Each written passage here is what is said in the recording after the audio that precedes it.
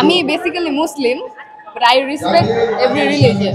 তো হ্যাঁ, ওই ক্ষেত্রে আমার এখানে আসা, আমি প্রতি বছর আসি এখানে। প্রতি বছরের তুলনায় এবছরটা একটু কম হয়েছে আর কি উৎসবটা, বাট বাকি বছরগুলো অনেক বেশি হয়। মুসলিমদের এই যে নিজেদের যে কালচারের সাথে মিশা বা আসা, এটা আপনার কাছে কি মনে হয়?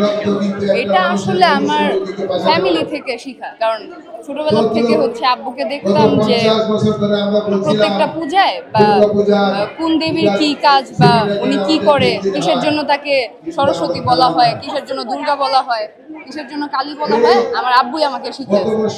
ইনফ্যাক্ট ক্রিসমাসের দিক দিয়েও সেম, আমরা ঈদ যেভাবে পালন করি প্রত্যেকটা হচ্ছে গিয়ে আমরা উৎসবই ওইভাবে পালন করি। বান্ডেল থাকলে প্রতি সেনমানিতে টাকা বাঁচবে। বিকাশ সেনমানি বান্ডেল কিনে জিতুন প্রতি লেনদেনে।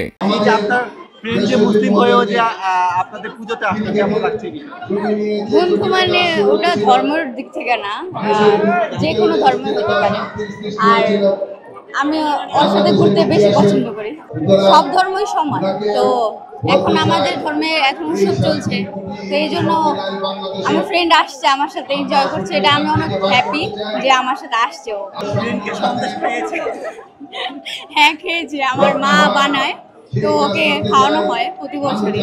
ওইরকম যেগুলো হচ্ছে গিয়ে বানানো হয়, লাড্ডু, তারপর নাড়ু, এগুলাই, তারপর নিরামিষ। ঈদ, পূজা বা ক্রিসমাস ডে কোনটা বেশি ভালো লাগে আপনার? আমার কাছে সবগুলাই উৎসবই সমান। আপনার আপনি সবগুলোতেই যান? হ্যাঁ, আই রেসপেক্ট এভরি রিলিজিয়ন। মানে কোনো কিছুতে তফাৎ খুঁজে পান না? একদমই কেন তফাৎটা কেন?